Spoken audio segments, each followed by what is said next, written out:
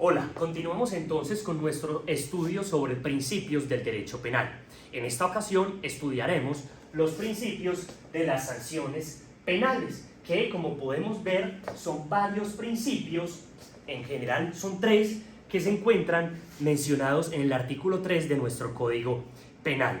Como lo vemos, pues el primero de ellos es la necesidad, y empecemos por ahí. El principio de la necesidad lo que nos dice es que se debe estudiar qué tanto se merece la pena con respecto a la utilidad de ella para lograr proteger el derecho o el bien jurídico. Nosotros sabemos que el derecho penal es llamado o denominado también como la última ratio, cuestión que está muy relacionada con la característica que ya habíamos estudiado denominada subsidiariedad. Y lo que dice esta es que justamente el derecho penal es la última herramienta, la última opción que tiene el ordenamiento jurídico para tratar de solucionar un problema. Es decir, cuando en la sociedad se genera algún problema, algún inconveniente que deba ser tratado o sancionado por el ordenamiento jurídico, la última de las ramas del ordenamiento jurídico que puede aplicar es el derecho penal. Cuando veíamos esta característica, yo ponía el ejemplo de que el derecho penal es algo así como el arquero de un equipo de fútbol. Es decir, el arquero, en este caso el derecho penal, viene a aplicar cuando fallan los delanteros, los mediocampistas, los defensores no recuperan, en fin, ya el último que queda ahí es el arquero. Algo similar, en analogía, es lo que ocurre con la última ratio como parte o como característica de nuestro derecho penal. Y esta necesidad o innecesidad de la pena la vemos ejemplificada en el artículo 34 de nuestro Código Penal. Si lo leemos, allí se indica que cuando se comete un delito culposo y el sujeto pasivo del delito es familiar del sujeto activo, ahí ven hasta qué grado de parentesco pues acoge dicho artículo, pero en los casos en que el sujeto pasivo es familiar del sujeto activo, se indica que en algunos casos se podría prescindir de la pena por tornarse innecesaria. Claro, en estos casos el derecho penal dice que más pena puede tener una persona que debe cargar en la conciencia que mató a alguno de sus familiares o cometió algún delito culposo en contra de alguno de sus familiares. Ahí pues el derecho penal dirá no, la pena natural, la carga de conciencia es suficiente. Y les tengo un ejemplo. Este ejemplo pues también lo relataba, o más bien lo aprendí de uno de los maestros en estos temas. Y él decía, bueno, el ejemplo es el siguiente. Va una pareja a un motel. Padre y madre se van para un motel y llevan al niño en el vehículo.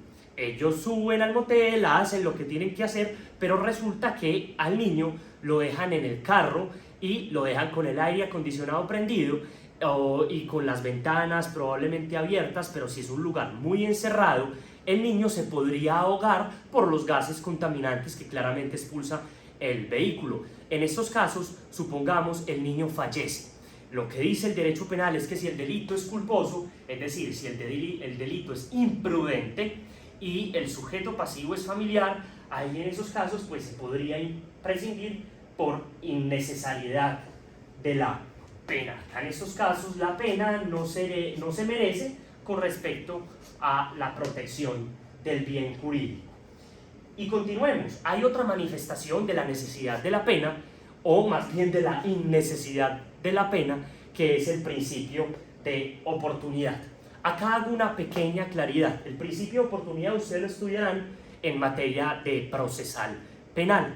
Y este principio de oportunidad no hace parte de los principios que estamos estudiando en esta ocasión, ni de las normas rectoras, ni de los límites al poder punitivo, porque el principio de oportunidad es una figura muy distinta. ¿Cuál es la cuestión? Como ustedes ya lo habrán notado, en nuestro ordenamiento jurídico y en nuestros códigos, leyes, muchas veces se hace alusión a alguna figura jurídica como si fuera un principio, sin en realidad serlo. En mi criterio, el principio de oportunidad no es un principio, es una figura jurídica, pero bueno, digamos que en lo normal, en lo común, en el litigio, o todos la denominamos sin problema principio de oportunidad, pero en mi criterio, si vemos lo que es un principio, el principio de oportunidad no es como tal un principio.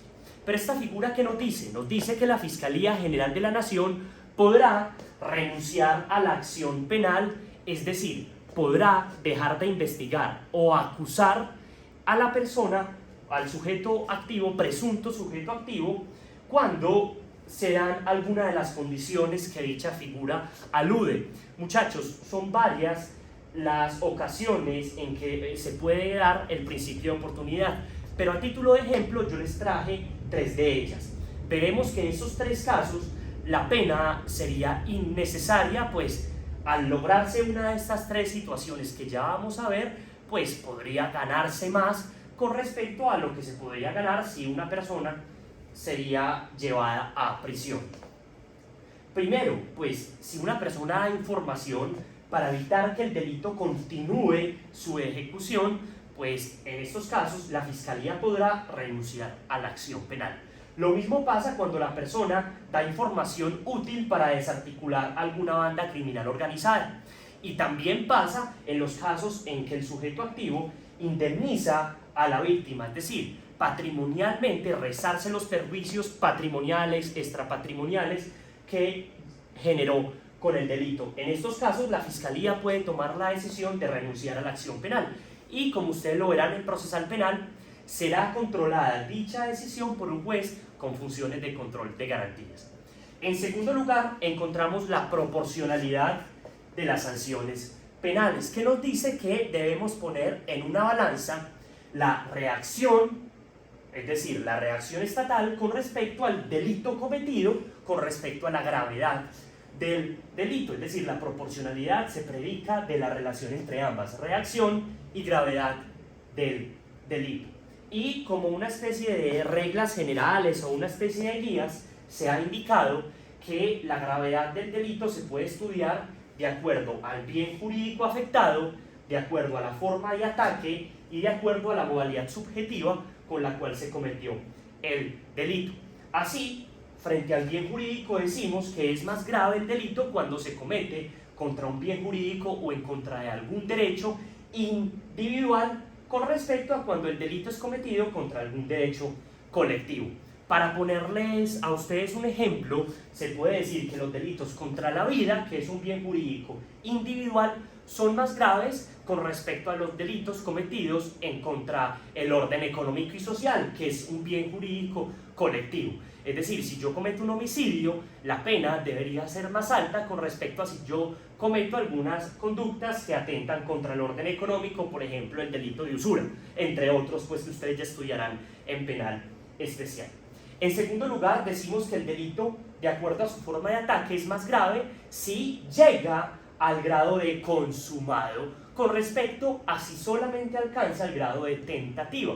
Claro, porque el delito consumado es el delito perfecto, por lo tanto tuvo que avanzar más en cuanto al iter criminis, en cuanto a las fases o pasos criminales con respecto a la tentativa. Y en tercer lugar decimos que el delito en su modalidad subjetiva es más grave cuando es un delito doloso intencional que si fuera un delito culposo imprudente. Es decir, si los pongo en un ejemplo a ustedes, va a ser mucho más grave el homicidio que comete un sicario, así sea un solo homicidio en contra de una sola persona, con respecto al homicidio culposo, es decir, imprudente, que comete una persona desprevenida o descuidada manejando un vehículo. Entonces, en un accidente de tránsito mata a varias personas, incluso se podría decir que es más grave este delito doloso intencional de matar a una sola persona que matar a varias personas culposamente, precisamente porque el grado de intención es mucho mayor en el dolo que en la culpa. Y esto lo vemos materializado, entre comillas, pero al menos lo vemos relatado en el Código Penal nuestro, en el artículo 31 y 37, en donde nos indican que la pena máxima en Colombia será de 50 años. Y cuando sean varios delitos los cometidos, es decir, cuando haya concurso de delitos, dicha pena podría alcanzar hasta el máximo de 60 años. Ustedes lo mirarán, lo estudiarán en la medida en que vayan aprendiendo del derecho penal, pero en el derecho penal colombiano encontramos bastantes penas altas y desproporcionadas, en las cuales la reacción termina siendo muy superior con respecto a la gravedad del delito. Y un ejemplo de este lo encontramos en el artículo 188C de nuestro Código Penal, el cual nos trae el delito de tráfico de niñas, niños y adolescentes, que en palabras más, palabras menos, pero para ir al grano, nos dice que el que venda a una niña, a un niño o a un adolescente incurrirá en prisión.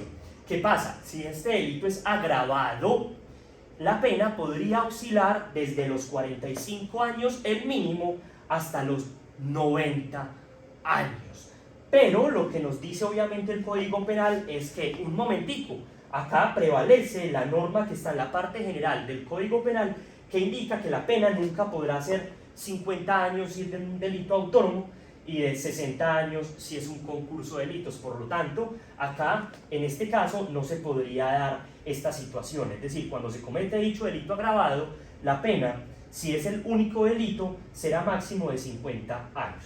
Para ponerles un ejemplo, este delito de tráfico de niñas, niños y adolescentes se agrava cuando a la persona que se vende o a la persona que se trafica es un familiar del sujeto activo. Acá en este caso, por haber ese parentesco, el reproche es mayor, se agrava, pero aunque se agrave, por más que diga que la pena puede aumentar hasta 90 años, esto no puede ser así, porque la norma penal general dice que el máximo sería de 50 años y si concursa sería de 60 años. Y ya por último, estudiamos la razonabilidad de la sanción penal. El artículo 59 nos dice que a la hora de imponer un juez una sanción o cualquiera de las sanciones, en el caso en concreto, es decir, en un proceso en específico, en todos sus procesos, debe argumentar, debe motivar la determinación que lo llevó a imponer dicha pena. Entonces acá se dice que debe argumentar, motivar justamente la determinación de la pena, debe indicar por qué impone esa pena y por qué impone dicha pena en tanto grado de tiempo, de cuantía, en fin.